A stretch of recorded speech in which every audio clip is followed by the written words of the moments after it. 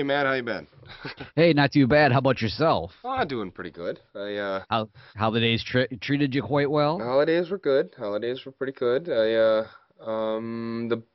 I guess the only thing I really got for the holidays for the shop was pretty cool. My wife got me the Ravenheart Renditions sign for just outside the shop, which with my logo on, and I got that all hung up. But anything else for the shop, I had to acquire for myself after Christmas, which is okay too.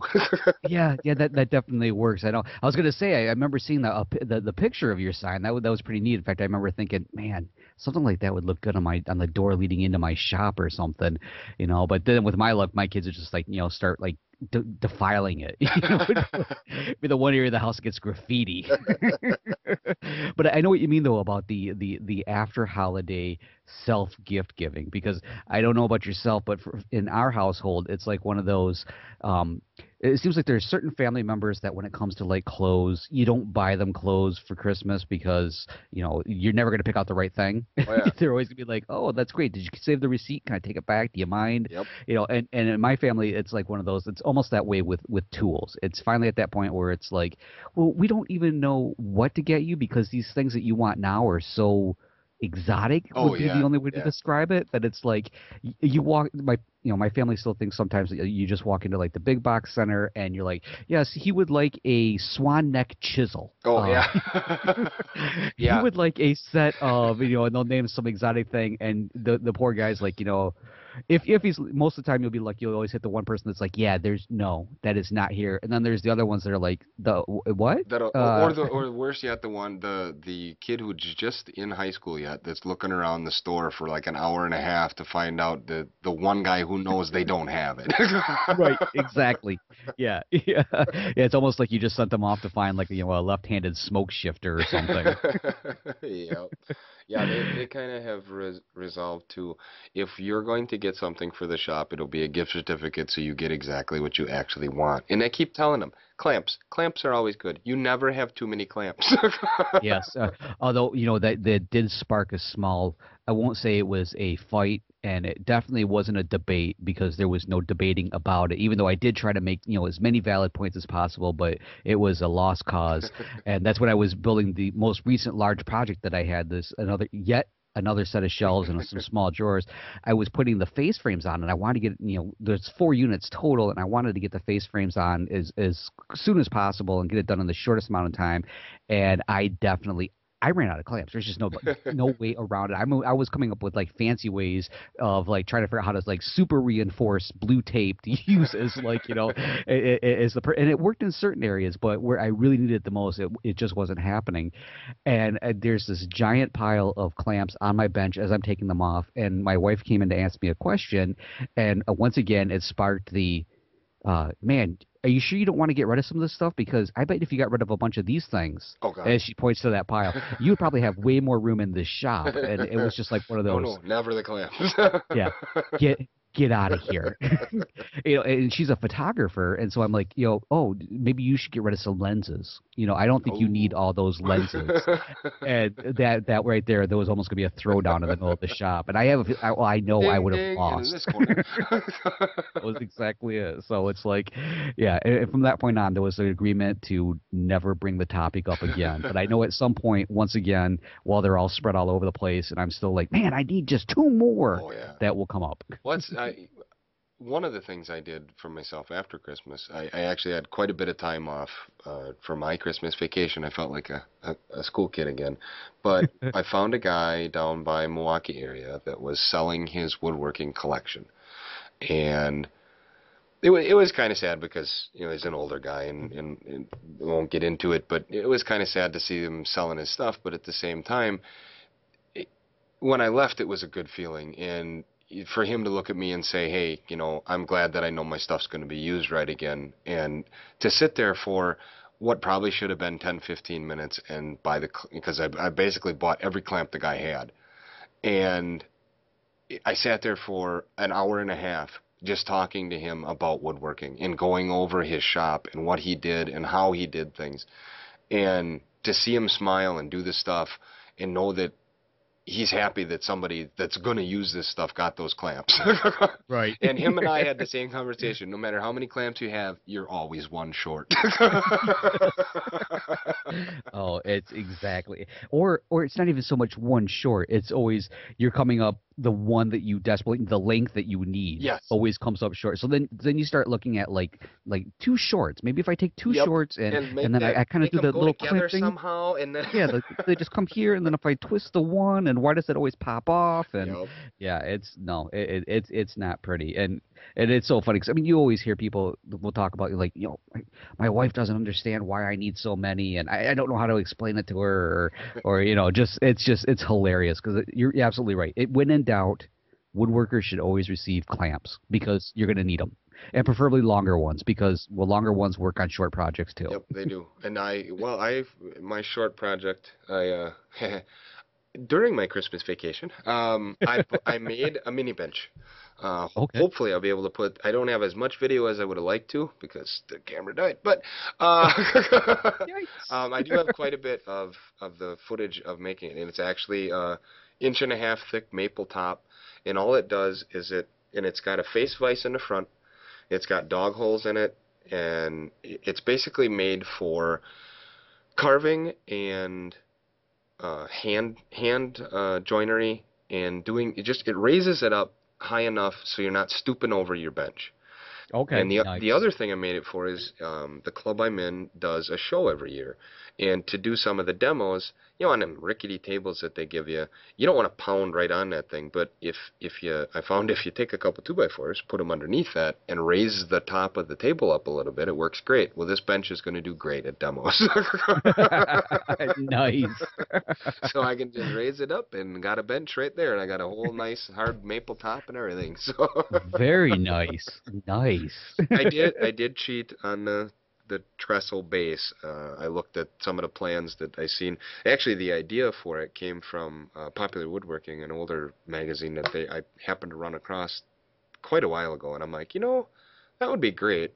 And they showed mortise and tenon on the whole trestle base, and I'm like, I'm lazy today, and I pocket jointed it, and I just don't care.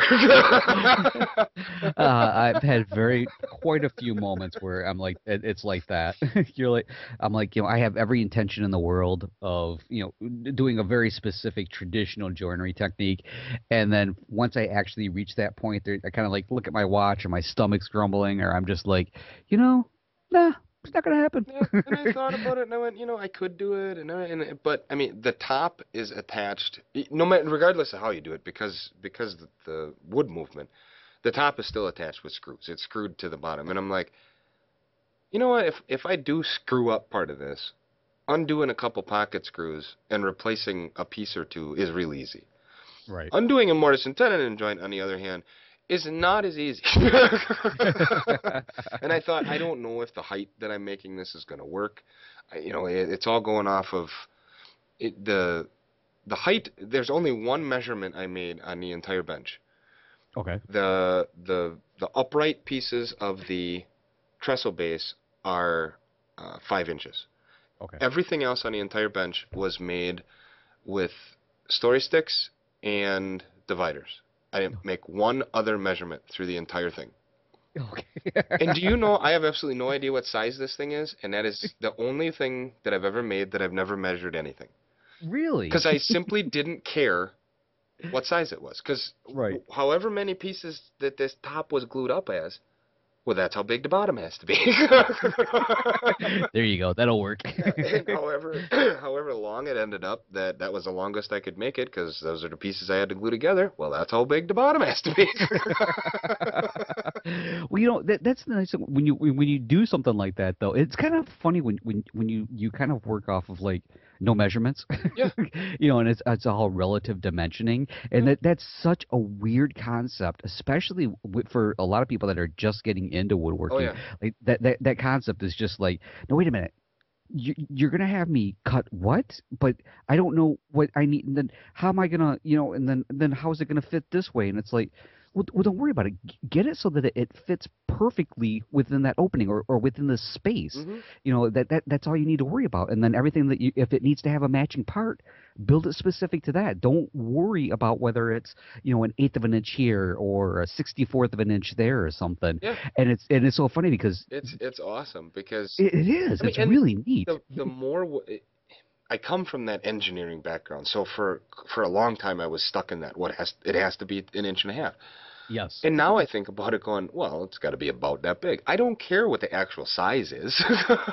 Unless I'm fitting it into a space that it has to be very specific upstairs, like it has to fit in between the vanity and the closet. It has to, and even then, I stop measuring that stuff. I'll take a old piece of scrap, I'll walk up there, make a mark on it. It's got to be that big. I don't care what the actual dimension is.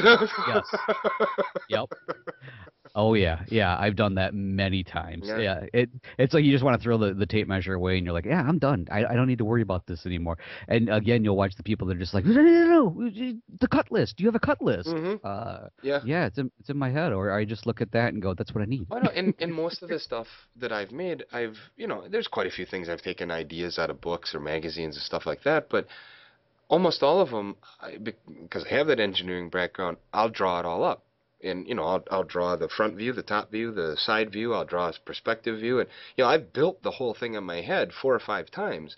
Well, with that, why the heck do I care if it's a half inch or if it's 2 inches? As long as it fits and it's there, I don't care what the actual dimension is anymore. Right. And you know how much more relaxing it is to know I don't care. Right. Yeah. I know it's so weird, like that idea of like, it's so free to not be so Oh concerned. yeah, to make this little mini bench was actually really fun. Instead of worrying about, oh my God, do I have this an inch and a half thick top? No, it's actually I think I measured it afterward because I was curious, and I think it's in between an inch and a half and an inch and 3/8.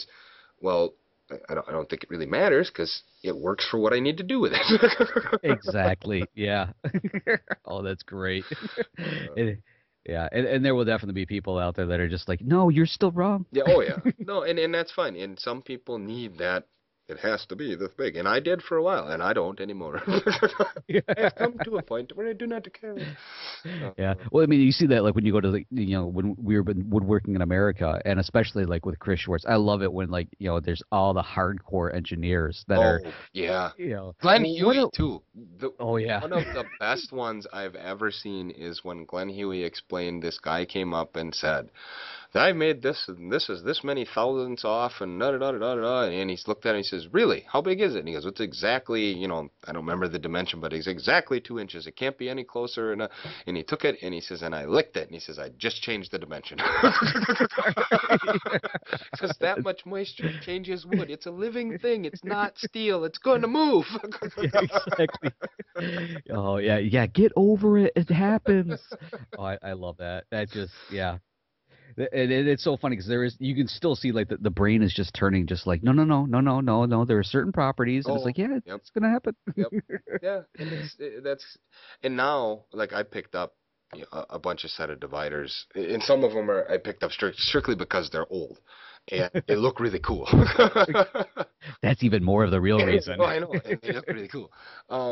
But I'm using more dividers. I'm using more story sticks. One of the other things I got to make during my Christmas break was a sector, Okay, nice. and it's I still don't quite understand how to use it the right way. it's actually really cool. Now because my hinge bent, I had to replace it once, and at first when I bent the hinge, it throws everything off pretty bad. But Nice. if you make it properly, when you put a new hinge on, then say you want to divide something into 5 pieces, into Hmm. 5 equal parts, because you want the handles of that drawer 1/5, proportion wise. You want it 1/5 in from each side, and that'll look right. Well, if it's 17 and 5/16, what's 1/5 of that? Yeah. Yeah, I would think about it for a while and then give up and say it's going in 2 inches. Yeah, exactly. Well, Yeah. this thing is kind of cool. You set both sides of the sector at 5, and then you set your divider at 1 up on top, and then that's your 1/5 in. Oh wow, that's easier. The way you just explained it, I mean that makes way more sense than well all the math and everything. But I mean it's just like I know that there was an article not what last year Yeah. where they were doing that, and they were making it in Popular Woodworking, didn't they? Or they were Yep. discussing And it, that's and it that's was where I so got fun. the idea from too. Yeah, and see, that's again another one of those things where you kind of like look at it, and you're like that is so intimidating, and then you actually use it, and you're like this is so Oh, sickly I easy. I I love it. And it, like say you want to take but there's some things that are either too big or too small, so you can't, you don't you want to do half of it. Well, you can't get the number 2, which is way up on top, out to them corners way out there. Well, you can get the number 13 way down on the bottom, or number 12 way down on the bottom way out there. Well, 6 is half of 12, so if you set it at the 6, that's one half. You know you're at the center. I don't have to divide anything. It's less math, less measuring, and less thinking. And right now, my son will tell you that anything that you don't have to divide is perfect for him. Yeah, He's going through division and he hates it. yes, and my daughter would agree. Anything that doesn't involve math is a good profession. That's great. Oh yeah, yeah. Because he was coming home tonight and giving me some stuff, and I'm like, just wait. That's why Daddy woodworks. He didn't understand math. It's the only way it made sense. Uh, But yeah, yeah, that's what and it's funny 'cause that's one thing for 2012. I mean, this time of year, typically in January, I kind of step away a little bit from woodworking and kind of like figure out, okay, what am I gonna do? And I always kind of reflect back on what did I do or what didn't I do in the previous year? And there's way more what didn't I oh yeah. do than there ever is the do portion. But I always typically kind of like in January, this is like my breathing period where I'm like, all right. I'm gonna kind of get things set up, and I'm gonna do this.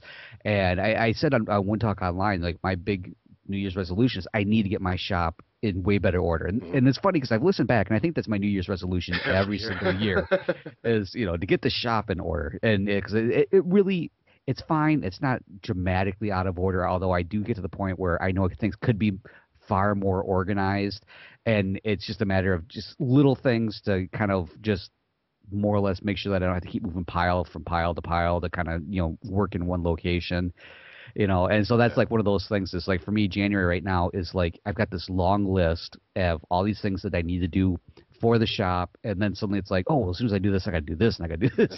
All these things ready. It's just, oh, it's horrible, and but it's like one of those. When it comes down to our New Year's resolutions, I totally lost where I was going with this. Wow, how did that happen? it it happens. That's on my resolution right now. Remember where you were going with some of these things. But yeah, so that's one of those things that like right now I need to get my wood rack moved over to a different area. I want to move that so I have more of my machines in the right spot so I can get back in and actually start working on a ton of these projects that I really want to do. And I have a nice mixture this year. I don't know if you have a few things on your plate that you're thinking of. If you got some classes or anything coming up, but for Yeah, me, yeah, there's a few. yeah, well, the big thing is like I haven't really made anything for my family in a long time. I've been Oh, yeah. Yeah. last year there was a lot of like projects for clients, we'll call them. It was just basically friends and stuff, and there was a few things for myself where I was kind of wrapping up things from the year before, and, and so this year I've got my shop needs to be redone a little bit, and then on top of it, I'm going to make a few things for the shop, just some of the shop equipment kind of a things, just little furniture things. But the big thing is that I need to make the kids new beds. I mean, it's yeah, it's I've got their old ones from I made some bunk beds when they were way younger, and yeah, it turned out that those early year mistakes with certain joinery, Oh, yeah. yeah, it comes back to haunt you. You come back going, why in the hell did I ever do that? Yeah, and kind of like this. And this is the part where like the engineers are like, "See, I told you it doesn't work the right way." And the wood definitely moved in one area, and it kind of like bowed a little bit for the bed rails on one of the beds. And my daughter, when we had family over, well, my mother-in-law, and she was in my daughter's bedroom. My daughter came into my son's room to sleep in the other bed, and she went to get into the bed, and the bed rails kind of bowed. Ooh, whoops. And the bed fell right through, Oh, and no. luckily, it was a bunk bed system that could separate into two separate single beds. Okay. So, yeah, other than her suddenly freaking out as she fell head first, because of course the foot Oh, part stayed in place. yeah. It's like, What are you complaining about? You're fine. You're still laying down. You're all good. Brush it off. Rub some dirt on Yeah, it. exactly. Yeah, and then the other thing is the so obviously I need to take care of that, but the originally when I did the mortise and tenon joinery for the headboard and footboard, there was like that kind of well, it's a little loose, but it should be fine. I'm not too worried about this. The glue will hold it in Filler with place. glue. Yeah, that's. Yeah, I think that's where we all start, and then later we realize that wasn't a good idea. yeah. So you see where the dried glue was, and on top of it, you see where I tried to cover a lot of it with wood putty. Oh, yeah. So that is, I'm almost thinking that has to be some sort of show or something like, it's like, all right, let's bring this down and have like the thing fall apart in front of the camera or something. I'd Cut be like, to and let's, say, see yes, don't do yeah, this. exactly. Now let's fix it. Cool.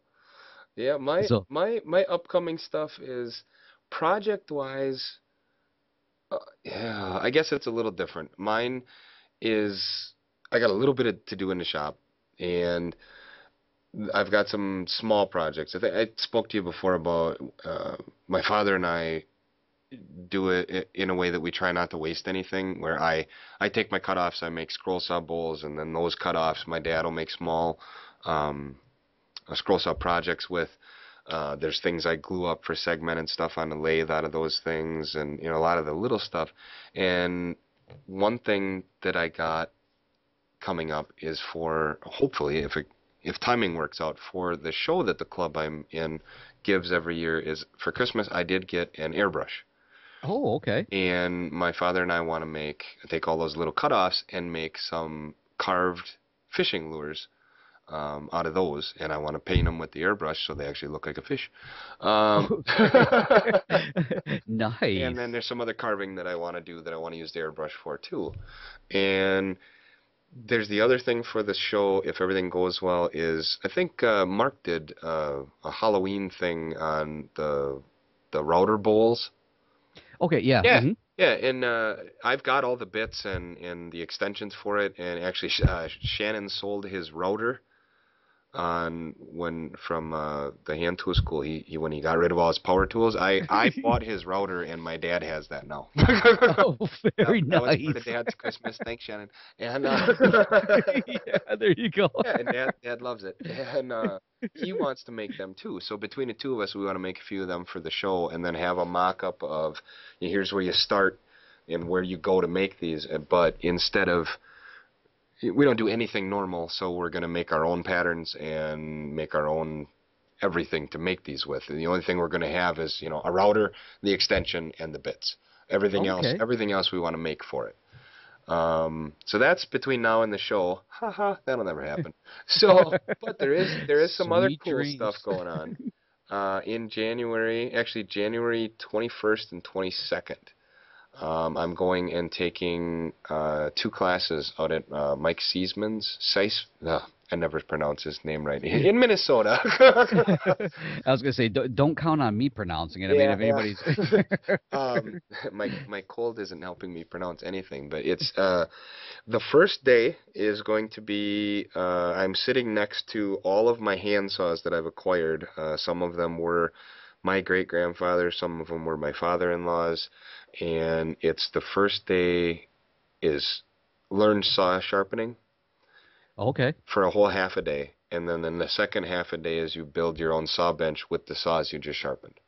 Oh wow. So I'm getting more and more into hand tools, and I've always used the hand saws now and then to break stuff down, and I want to do more than just break stuff down with them. And some of these saws are older than most people that are alive right now. I mean, Right. I'm sitting next to eight hand saws, and there's four crosscut and four rip saws, and one of them I bought. Every other one of them has been in either my family or my wife's family forever. Oh So wow. That's pretty So cool. to take these saws and that's one thing I did during the break is I cleaned off. There isn't rust on any of them anymore. Wow. All cleaned up. That's I mean, they're old looking and they got the old look, but they're all cleaned up. They're all ready to get sharpened, and I want to use them. So when I get back from taking my little trip, I'm hopefully going to be building a sawtill for them. hey, that's one of the things on my All list. right. that's where I'm gonna put my sear saw. Well, these are all, I've got almost every one of them is Diston, other than I have one Atkins. All the other ones are Distons, except one that I have no idea what it is. It's the oldest one I have. And looking at the handle, I'm pretty sure that it's a Diston, except somebody, the medallion, it looks like it was broken off or something at some point, Okay. and they fixed it, and they fixed it quite well. They just didn't use the medallion. It's just there's a spot the medallion was with a nut in the center instead, with a saw nut, you know. And but I mean that thing is, and I remember that was given to me by a very old gentleman that's no longer around when I worked out on the farm. So I mean this thing's pretty old. Yeah, just thinking that medallion is probably like in somebody's pocket, and they're like, "This is my lucky coin." Probably it's so that's one thing. The second day, um, I get to take all my planes out there with me, and it's one whole day of learn how to sharpen and tune all your planes the way they're supposed to work. Oh, So nice. instead of doing all these things that I've picked up from watching umpteen videos that show you how to do it 8 different ways, I'm at least going to learn one way firsthand on how someone who teaches somebody to do this thing, I mean, that's his living. He teaches this stuff. He's got to know something about it, right? You might be slightly familiar with it, yes. So I'm going to go and learn how to use them the right way. So I mean, Oh, that is really exciting. Now that's definitely something to look forward to this year. and it's 2 days going out there, and I did talk to him, so I should be able to get a little time on camera otherwise with him too.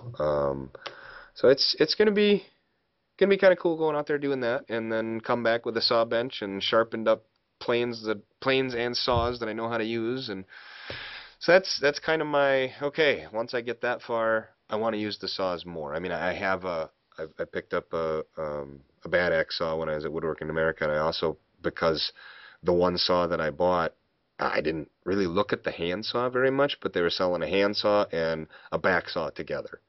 Okay. And the back saw, I seen it was a Diston back saw, and I'm like, you know, if I'm going to sharpen something, I'd rather sharpen that than my Bad Axe one because that's that whole hybrid thing, and I don't know how to sharpen that across the state because at least he's over there. There you go. Um, but the saw is actually really straight and really nice, and there's a couple other ones that I have from my father-in-law that I'm like, you know what, I'm going to start fixing this stuff up and using this stuff the way it should be. And the mini bench is going to help with some of the hand tool stuff that raise it up and get it where it should be. So Nice. yeah, it should be a little different way of woodworking for me for a little while. But the little bit that I've been able to do so far, I enjoy it a lot. And that miter saw, the only thing I've fired that thing up for has been breaking stock down.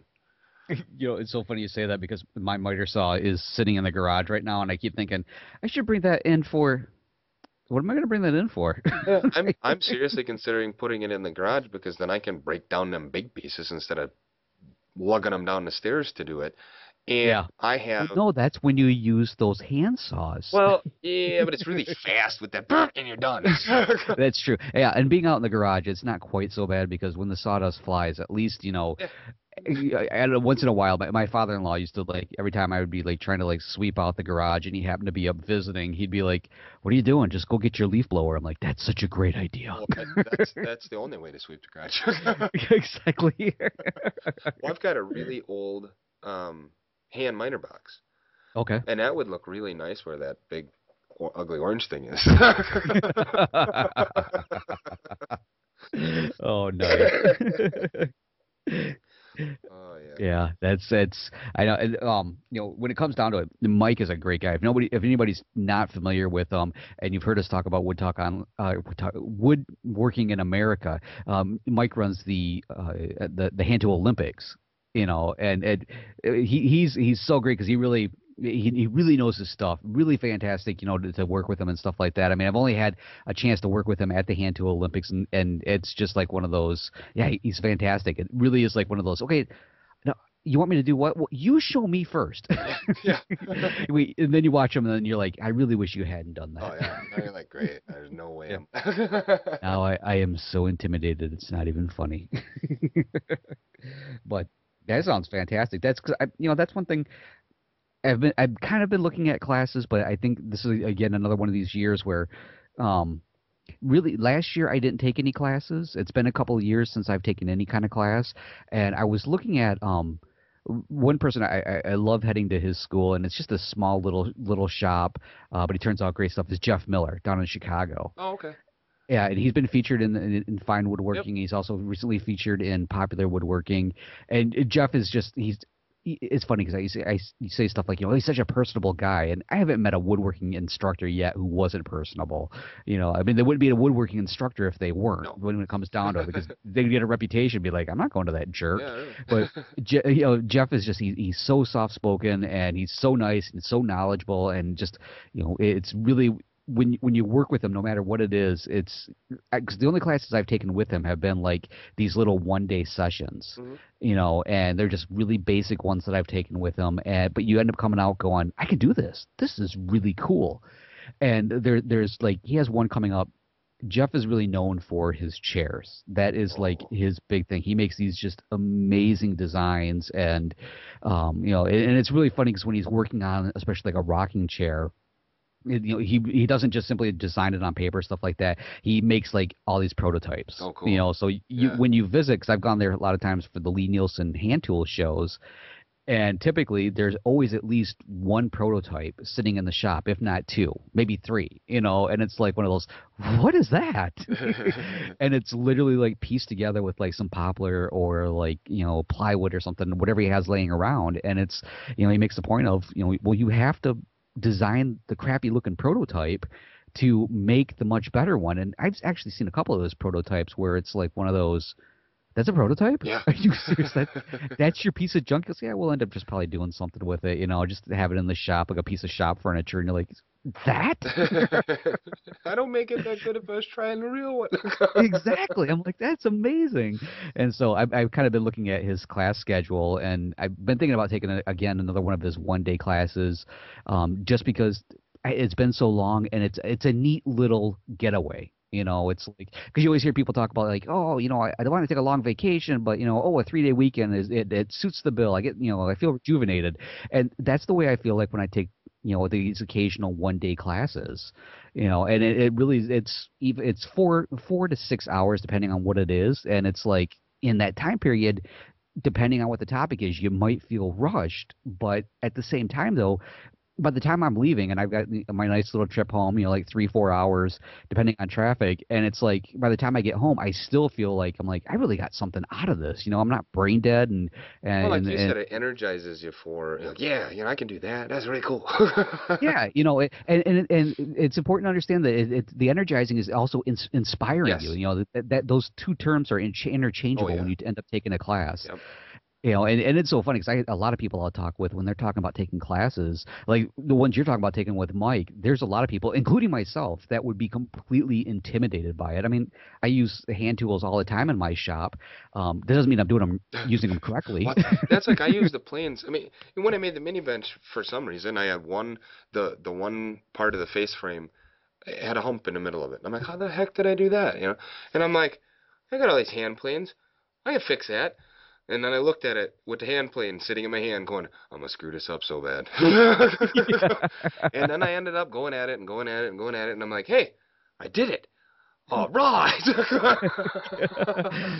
This sense of accomplishment is so cool. Like, and I didn't have to go to do it either. I did just beat a little bit at a I time, and I fixed it. So, that's the part I love the most. I can still remember back to when there would be something like, in fact, one of the projects that I hate people to see, and so that's why I make sure it's like hidden away in a corner whenever people come over, like in the back bedroom where nobody can find it. But I remember like trying to like get some. It was this chest of drawers it was a lingerie chest for my wife. mm, She loves it. I hate it to death. She's like, "Oh, you made it for me." I'm like, "It looks like crap. Let me make you something else." But the drawers, I needed to get them to fit in the right way. And I remember this is long before I thought that hand planes could do anything. mm, And I remember just like constantly like either trying to figure out how I was going to get that drawer side onto the table saw to trim off, that tiny little smidge. It probably worked out to like a few thousandths, or sitting there and going, well, if I take my sander and I've got the roughest grip because all I have is an orbital sander, and if I just sit there and just push down really hard and go through like 3 sheets, I can probably get through this. And it's just, I look back on that now and I'm like, oh man, if I would have just used a hand plane, just a smoother, Hmm. I could have knocked that out in no time at all. Yep. It just, oh yeah, And now we know. yeah, exactly. That's pretty much what I did with the thing that had the hump in the middle. I grabbed what I consider my smoothing plane and I worked on it, and I didn't have to take anything off the edges. And I do a little bit of smoothing and a little bit of hand plane stuff, and the more I'm doing, the more comfortable I'm getting with it. But when it's something that's pretty much done, and you realize that, uh-oh, it doesn't fit just right. Right. Okay, I can either fix this or completely screw it up. And I Yes. really don't want to make a new one. Please don't screw it up, Andy. Yeah, I'm very familiar with that conversation, but it's not Andy that's, I'm Yeah. talking. I'm like, okay. But I went at it and I took it. I took really, really fine cuts and it worked out perfect. I'm real happy with it. So, That's great.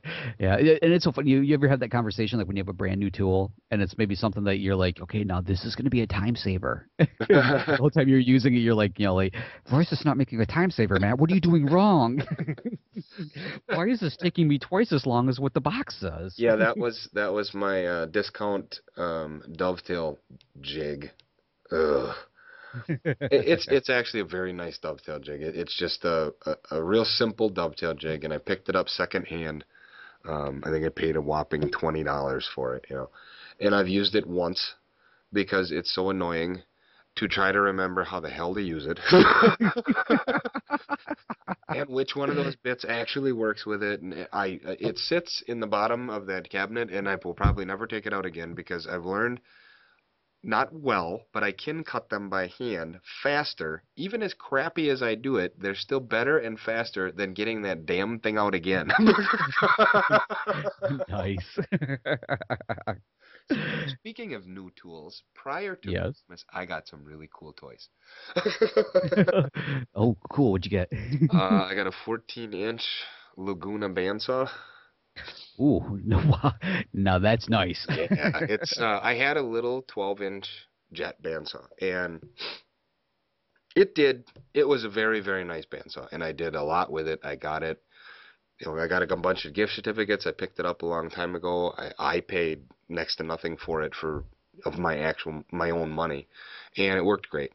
But I had many years ago when I was a kid, I played a card game, and it was you collected these cards and you played the game with it, and they sat on the shelf for a long time, and I sold them, and they sold quite well.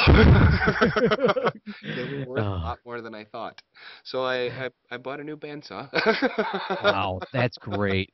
That's amazing. I think we talked about this at one point, and I know for a fact I have nothing of value that would come close to that. Oh, well, put it this way. I bought my new bandsaw along with a Resaw King blade and 3 other blades for it. And I upgraded my table saw from 1.5 to a 3 horse and put 220 in the shop. Wow. Wow. So yeah, and my stupid little collecting and my inner attentive have to have everything perfect in sleeves and all that actually paid off.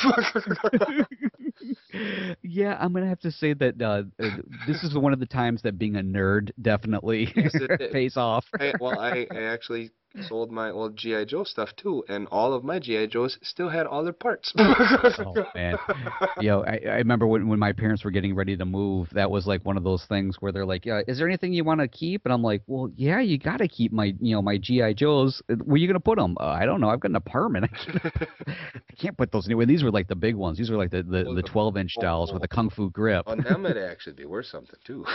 Well, they didn't have the fingers. They Oh, half of them there's were that. missing their hair. There was like something about, and so I ended up taking them to the shop, and it was so funny because I remember just like I got all excited because like the guy's like, "I'll give you $5." I'm like, "I'll take it." Yeah. And I had like all the big vehicles and stuff like that too, and that was funny too because it was like they're like, "Well, this one's missing three of the four wheels." I'm like, "So you're saying it lowers the value?" The- But unfortunately, that's back when I was any little money. Actually, I did make a little bit of money off of that, but nowhere near like what you did. oh, well, And those cards. I knew they were worth something a long time ago, and I just held on to them. And considering I haven't looked at them in how many, if, I haven't even looked at the cards in probably 6 or 7 years. I haven't played the actual game in almost 10. And these things have been around probably for 20 years. I mean, these are original three sets that they came out, and all of the expensive ones from those sets. And I'm thinking to myself, I opened them out of packs. I paid, a buck something for 12 of these cards. I'm like, and they're nice. worth what? Holy crap. I knew it. And everybody complained about me moving them from place to place, and it was crap. You should get rid of them. Ah, look at it now. Oh yeah, yeah. I am been vindicated. Yeah, yeah. Well, and I still got my comic books. I sold my Star Wars stuff, my G.I. Joe stuff. The guy who bought my G.I. Joe stuff was actually quite impressed. He goes, all the weapons are here, all the missiles for the plane that I had, and a couple things. He goes, Everything's here." I said, "Yeah." He goes, "Yeah, but none of it's broke. Nothing. Everything's working." And he goes, "Did you play with them?" I go, "Yeah, a lot." I says, "I didn't let my friends play with them, but I did." And thus the reason why they're in such good condition. Yeah, because every time my friends came over with theirs, they were always broken. And I'm like, "I don't want mine broken. Well, you use your own." Yeah. Oh, that's great. Now, the big question though is at the end of this, will we be able to say the same thing about our tools? Hey, the jet bandsaw, took care of that quite well, and that sold pretty nice, and somebody's happy with it, just like I was when I got it. There you Actually, go. they got a pretty sweet deal. They got a mobile base.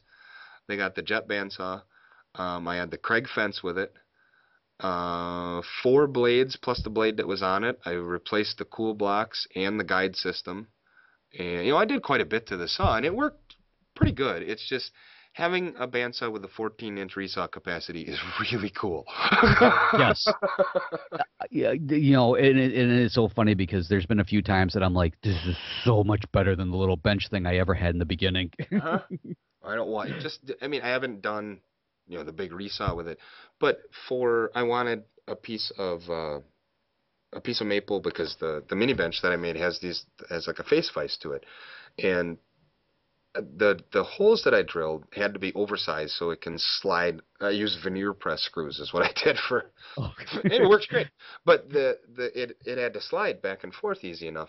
But I didn't want to push on the edge of that hole, so I wanted just a thin piece of maple to put in between the handle and the front of the face vise.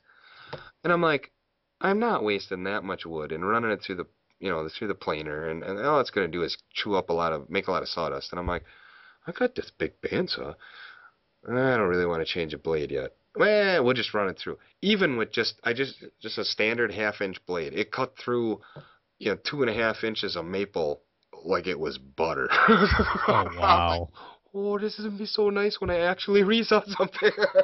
Yeah, no kidding. Oh wow, that's fantastic. That's gonna be sweet. But yeah, and Yeah. having 220 and now having three horse, yeah, a 223 horse on a table saw. I I used to bog down in cutting through maple. I'd burn maple and then have to clean it up with the planes and stuff like that. Oh, it don't bog down anymore. We're playing in a whole other Oh, yeah, realm yeah, here. we got a whole new ball game I'm playing now. Oh, that's great. It is. I'm happy for you. Thanks. It is funny though because I got this big powerful bandsaw and this big powerful table saw, and I love my planer, and I wouldn't trade my drill press or my router table for the world. But at the end of everything, even I still reach for that smoothing plane to do the last few things. Isn't that Yeah, I'm funny? like, it is really nuts. I get so jazzed about this crazy power tools, but I get just as jazzed about the hand tools and the dividers that I picked up the other day, you know? I know there really is. It's so funny because I know like when I first got started, and I'm sure so many of us are like that. It's just you're so gaga about the power tools. Just the you plug it in, it's gonna do this, it can do that. You can do this in no time at all, and just all that raw power. And then like suddenly there's that point where you're just like, I want to refine it a little bit more. And so you start looking at these other things and you're like, that is so cool. But then so you do have those moments where there's kind of like the hiccups where you're like, I now understand why we have the power things. Oh yeah, yeah. Well, and I will never shut off the power in the shop. I mean, I Right. love the idea that I can take that router and do some pretty cool stuff with it. Like on the back of the face vise that I made for the little mini bench, I could have took and chiseled it out and carved everything out so the things fit in and it was flush. And I'm like, hey, I have a trim router and I have a straight bit and it doesn't have to be pretty. I'm just done. Exactly. It's in by the back of the bench. There, I carved it out. It's the right depth. Ha ha ha. It took me 2 minutes, you know. Yep. Oh yeah. Yeah, no, no, I know exactly how that goes. I still really do enjoy the like the other night when I wanted to make a drawer for underneath the lathe because it just there's stuff I want to keep under there and I want it in the drawer and safe and it was late enough where if I would have fired up that router, the wife would have been down here and I would have been in pain. Because that Yeah. router is really loud. But I thought about it and it's at least 4 or 5 setups on that router to make that drawer. Hmm. You know, because you got one for the back, one for the side, one for, you know, and I'm like, ugh. I actually pulled out, I've got a record, it's not like I've got a 45 now, but before that I had it was like that, it wasn't really the 45, but it was better than a normal rabbit plane. It could do grooves and dados and everything, but, you know, and it's, where is it? Oh, hang on. A record 50, that's it. Okay, okay. Yeah, I know which one you're Yeah, so talking it's about. like Yeah. a plow plane, but it does a few other things, but it's not quite to the 45 yet. You know? Well, Yeah. I grabbed that, and an hour later, I had the drawer done. You know, I cut all the boards by hand. I cut and I plowed all the grooves, and I did everything, and I did it completely by hand. And Hmm. that was probably, and that was I think that was almost a year ago now, and that was the turning point of this is really rewarding. I love the Right. idea of I can buzz it through planer and take less time and not have to sweat. That's my line. If I have to sweat, I'm not gonna do it. Right. It's a hobby. I don't need to sweat. Yeah. Yeah. No, this is supposed to be enjoyable. This is not working out. But when it comes to stuff like that, you know, the feedback you get from the wood and the feeling you get that you made that completely by hand, that is really cool. It is, and and that is so weird trying to explain to to people too. Is there really is this feeling, and you might not feel it the very first time. In fact, a lot of people will read it the wrong way. They'll read it as like oh, there's this resistance, Yeah. and and it must be that the blade's not sharp or it's not this or that. It's like no, no, no. That's the wood. That's Mhm. what you're actually feeling, and that's what you will never feel with any type of power tool. And Well, if you get it's feedback from a power tool, that's called kickback, and it hurts. yeah, exactly. Yeah, that's you might want to consider getting out of the way.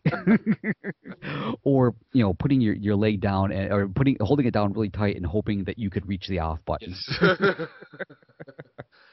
And But, prior to that, I had done quite a few things with hand tools before, but always just okay, I'll do a little bit. Okay, I'll do a little bit. But it's got to be over a year ago now. But it's when I made that first thing completely by hand, where it wasn't just okay, I have to use my chisel here because my router won't fit. right. It was I'm gonna do this, and damn it, I can do it completely by hand. I don't need to fire this up and wake everybody up. And since then, it has been the oh moment of I don't need to do it anyway. I can do it whatever way I feel like. Yeah, yeah, exactly. It is the weirdest. There is that awakening moment, and it's funny. I don't know about you, but I know for myself, like the first time that happened, I ended up just like I don't want to say I stayed up all night, but I do remember that like I can't believe I just and then you start rationalizing like all the other things you could do. Hmm. Oh yeah. Yeah, it's weird. And again, that's another one of those, non-woodworkers will never understand it. No. Nope. Yeah, they're like, okay, sure, you tell yourself that. Well, that's like the whole being a server geek thing, you know. I get to this day, I don't do as much with servers as I used to, but when I sit and talk to the people in my department about the new server that this other department's putting in because I'm involved with them, they look at me like, "What in the hell is wrong with you? We do not do Yeah. server things." Yeah, but it's so cool. We don't do server things. But you don't get it. I used You're to, miss and it's really neat. you're missing the bigger picture. Uh, Oh yeah, yeah. That's I yeah, I know exactly that look. yeah. I get that quite a bit at work. Just about everybody I work with at work is they're all women. I'm one of the very few men, uh, and even the guys, all the guys I work with are really heavy into like fishing and hunting. okay. And so it's just like I'll be talking about something, and something that'll dawn on me. I'm like, I am talking to non-woodworkers, aren't I? You have no idea what a distant is, or you don't know what this is, do you? Yep. All right, let's move on to your conversation. They're looking at you like, what? And are you talking English? And, and my favorite is there's a couple of older guys that if I so much as mention that, oh, I use hand tools, you get this, like, well, there's a reason why, and literally like this, there's a reason why they came up with, power tools and stuff like that. Oh My yeah. father, blah blah blah, and I'm like, never mind. Oh yeah. It's yeah, I still like the hand tools. I don't think there's quite a few of my friends that are like, you have all these power tools. Why are you going and taking a hand saw sharpening class? And I'm like, because they're really fun. Yeah. What is fun about going voopa voopa voopa? No, you know, I'm like, just shush. You're not gonna get it. Though, don't understand. I don't give you crap for the stupid things you do either. Yeah. Yeah, it really comes down to like the if you don't understand, there's no way I can explain it to Yep, you. yep. It doesn't immediately pique your interest, it's going to be a lost cause on my part, Yep. and I think we're just both going to get frustrated. Well, it's like when I made the sector, you know, I mean, sure, I buzzed it through with the table saw to get everything, table saw, joiner, and planer, and then I got everything square, and then I cut it in half, and but I wanted a taper on one end, you know. The guy in the book did it that way. I think it looks kind of nice. Well, okay, I made my first line, and I cut it kind of close with the bandsaw because, well, I got a big bandsaw. You got to cut there. Yeah, exactly. But then, Yeah, you have to use it for well, something. yeah, but then it was really ugly, and what cleans that up perfectly? A hand plane. Yeah. Zip, zip, zip, and it's done, and it's all cleaned up, and it worked great. So I use them both, and I'm probably always going to. Well, and the neat thing is, like, as you started out talking about earlier with essentially the relative dimensioning kind of a thing, Yeah. to me, that's one of those things that hand tools makes that so much easier, and relative dimensioning to me makes building a project just that much easier because you're so not constrained by a specific size, and if it doesn't meet that size, then why is this opening not fitting the right way, or why is this not doing that? Where with relative dimensioning, it's more or less like one of those, you put it up and you're like, yeah, okay, there it fits now, is exactly what I need. Yep.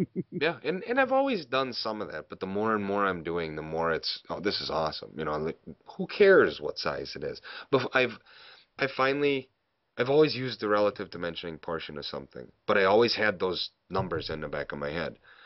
And now that I've built my whole first project without knowing, I have no idea what size this thing actually is.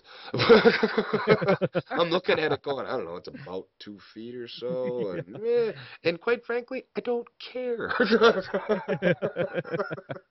Yeah, exactly. All that matters is the fact that the way it looks right now. That's it. Hmm. Yeah, Oh. that's and again, a lot of people just won't get that. They'll be like, "Yeah, but still, you need a cut list or you need this," and it's like, "No, no, And I think you're missing." and I think that's part of why I like woodworking and why like my friend Dave and I can talk about a lot of the woodworking things is I have entirely different interests in woodworking than my friend Dave does. Okay. His lathe, I don't think he's ever made a bowl on it, and I don't think he probably ever will. He makes these bracelets. Okay. He made one uh kind of for fun, because his brother got a lathe and he wanted to give it a try, and I was having fun with mine. So we made a bracelet for his at the time girlfriend, now his fiance, and it was a wooden bangle bracelet thing. And she loved it. He loved making it, and now he makes them out of these real weird exotic woods, and they sell them and stuff, and he has a blast doing it. And a lot of the other stuff that he makes, he paints almost all of his stuff. So the finish in the different joinery that he does compared to what I would do, because it's going to be painted anyway, well, he doesn't care about the way I do things. Where Hmm. I am like, I ain't painting anything. I don't care. No. Unless it's getting outside, it ain't getting painted. That's why I painted Right. out of wood. I would like the grain to show. Yeah, and it's two entirely different ways of looking at it. And I don't see anything wrong with the way Dave does stuff, although I give him crap all the time. And he Well, does, yeah, yeah, that's what friends are oh yeah, for. and he doesn't see anything wrong with the way I do stuff, and he gives me crap all the time. But we have two entirely different ways of approaching the same project. And there are times on every one of those projects that him and I work on that we'll call the other one going, "Hey, how would you do this?" And partially, I think sometimes he calls just to make sure he's not doing it the hard way. Because if I do it this way, that's the hard way, and his way's easier. Nice. Oh, that's great. But we always, you kind of say, yeah, just to get a different perspective on it. Even though I have no intention of doing it that way, or he has no intention of doing it my way, having a different perspective is like, okay, good. We're both going to have the same result in the end. It's going to be square and flat, and it's going to work. It'll have a Right. drawer, whatever. So, well, that's most of my January. Actually, January. We got to talk about January yet. We got a pretty cool book for my site this month too. Yeah. So yeah. It's what is it Yeah, this month? it's American Woodworkers. It's from the American Woodworking magazine, and it's through Fox Chapel. It's how to make picture frames. Oh. Yeah. Oh, okay. That's a it's funny because I actually am supposed to be making a picture frame for and my wife has uh a wedding show coming up pretty soon, and she's like, hey, do you think you can make me a frame? I'm like, yeah, I could do that. Definitely. So, hey, this is perfect Well, timing. there you go. You got a comment to get a possibility to win. What? It's not rigged? I'll borrow you my copy if you don't win. Okay. Oh, in that case. No, it's actually pretty cool, and the frames are neat. I mean, they go through like the profiles. You can do different profiles and different things on the edges, and it actually goes through some different ones toward the back. Like there's one that has a drawer underneath a picture frame, and there's like almost a green and green kind of looking frame, and there's some different stuff. It's pretty neat. I like it. I'm glad I decided to pick this one actually. Cool. Oh yeah, Tracy over at Fox Chapel, I asked her I wanted smaller project books, and this is one that she mentioned that I might be interested in. I'm like, yes, that's definitely one that me and the people who listen might want to take a look at. Yeah, no kidding. Oh, that sounds excellent. Yeah, because again, it's one of those things where you have like a weekend project kind of a thing. You can just get in, just do it as needed, and who doesn't like picture frames? I Mhm. mean, I'm sitting in a basement right now, and I'm looking at my wife's end of the basement where her office is, and they're all over the place. And I know as soon as I walk up the stairs, they're gonna be right in front of me. So that's an excellent Yeah, resource. it's pretty neat too. I like the different profiles that are in there. There's some really different ones where I'm like, you know what? I know the picture that would look good in that one. I gotta make. There's a couple of them like, huh? I gotta make that one. Oh, it looks pretty good. And the jigs that they have shown in there to be able to make some of this stuff on the router, it is pretty cool. And they got like an oval picture frame and how to do a couple of those, and it's pretty cool. I'm Nice. I'm quite happy with this one. That actually sounds a really good title. So what else you got going on in January so far? That's about it. Like I said, the January is usually that's my quiet month. This is when I kind of take things off and, like I said, kind of reflect a little bit and figure out what it is that I'm going to be doing. But coming up pretty soon, like I said, I'm already starting to look at what's going to be happening in my shop, and I think the first thing I really need to do is I need to build some sort of organization for all my hand planes, and I have a lot of my tools are on pegboard right now. And actually, where the pegboard is, that's where my lumber rack is going to go. And so I need to figure out, am I going to move the pegboard or am I going to put those tools someplace? And I want to put those tools someplace, not so much like because I don't really have humidity issues in my basement. Even in the summer, it's not a major issue. I don't have tools that are suddenly turning to rust and falling apart on me. That is one thing about if you have, if your obviously some basements leak, but I mean like mine, I don't have a problem with leaking. So I love having a basement shop. Yeah, I mean, it really, that's, there's a lot of conversations that come up like, oh, it's gonna turn your tools to rust, and I'm like, I have yet to have that be an actual I issue. had more problem with that when I had a garage shop. Yeah, and that's exactly. I had a couple of tools that have been sent out to the shop because I don't need them in here anymore. That's exactly Yeah, what has happened to them. yeah. They are so Well, and horribly rusty. you and I live in an area that, it's Midwest. And we have extremely humid summers and dry, weird winters. During the summer, I don't want to be in my garage because Yeah. it's too damn humid. And during the winter, I think I'd freeze to death if I didn't have my heater that was in there. So I mean, I worked more in my shop in the winter than any other time because I could at least heat it. I mean, I can't air Right. condition an entire garage when I had the shop. You could, but I don't make that much money. Oh man, is that the truth? So, So, but yeah, that are you thinking of a tool cabinet or? I don't know yet. I've toyed with that idea. I like the idea of a tool cabinet, but especially for my hand plants, I want them to be out where they're really Accessible? visible. Yeah. Yeah. Like, well, So visible. I've thought about really more or less kind of like a system of open shelves. No. Maybe slightly on a slant so that it's easy to kind of grab them and go so that they're more right in my face kind of a thing. Like I said, just kind of pick it up and go with it. So I've thought about something like that, completely open, make it really easy to grab them and everything, and also blow the dust off. Maybe I'll bring my leaf blower down here and take care of There that. you go. Yeah, and so that's the first thing I've been thinking about, and then on top of it, like be able to put my chisels in one location because right now, I mean, my tools are kind of scattered all over the place, Mhm. and so that's probably what I'm going to end up doing.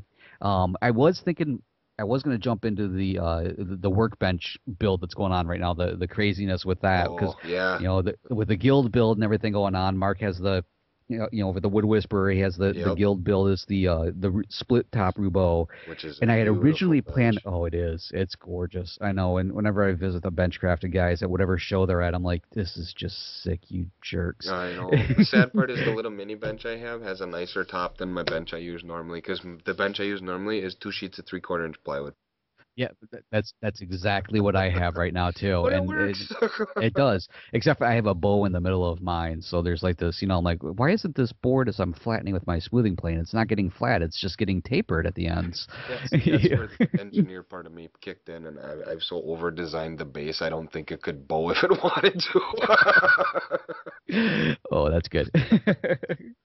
Yeah, so that but that was the workbench was another idea, but I think I might end up having to hold off that just a little bit longer. Maybe I might just throw on like a new laminated top or something, Mhm. just so that I can take care of that bow on there or something. But yeah, it's I think the first part of the reorganization is going to be getting the miscellaneous the hand planes and the smaller hand tools in a position on whether, like I said, the shelf system or what I end up coming up with. I haven't decided because, like I said, January is my time off. I don't have to think at this There's point. no think. There will be no thinking until February. That's that's pretty much it. I might as well hang a little sign over my door. Although it is kind of a lie though because I have been doing some stuff with the guys over at toolselect.com, been reviewing some tools, and so that's like one of those. It's almost like a forced January when you take time off. No, it's not happening. Yeah. Yeah, I remember seeing some of the Tool Select stuff. How's it going? It's going pretty good. It's pretty interesting. They just put out a new list of tools that they need reviewers for, and I'm like, nothing on the list this time. Better luck next time. Mm. And I'm getting ready to head in pretty soon to do some more recording with them, to go into the studio to do the reviews on the latest tools that we just tried out. So that should be pretty good. I'm gonna make that a long weekend so I can go in on a Monday and be like, I'm all refreshed. Let's do some videos. Cool. Yeah. Cool. So Look forward to seeing them. yeah, it's been pretty interesting, but yeah. So I don't I really need to get back into the shop. It's I think this is going to be like the one January that I finally say, that hiatus is not worth it. My unintentional hiatus earlier this year, followed up by almost, what did I have there? I think I had 10, 12, almost 14 days straight where I got in the shop at least 4 hours every day. Wow. Was amazing. It was really good to get back in the shop. 'Cause I got sick for a while, couldn't do a damn thing, and then I got back in here, and then it was like, look, all I did is leave a mess, and then I finally cleaned it up, and then around, I had a longer Christmas break, and to get down here and build some stuff, clean up the saws, it was really. I'm looking forward to my class coming up. It's like, yay. Yes. Yeah, I don't blame you one bit for that. Cool, man. Well, Sweet. I think we'll wrap this portion of it up, and well, we'll be hopefully talking to you again in February then. Yeah, absolutely. And by then, maybe I'll know for sure what it is I'm doing there. Well, if not, we'll have to get updates from your site a little bit too. There you go. Something like that. All right, hopefully we Eh, hopefully we get a little update there too. Thanks, man. Hey, no problem at all. Thanks a lot.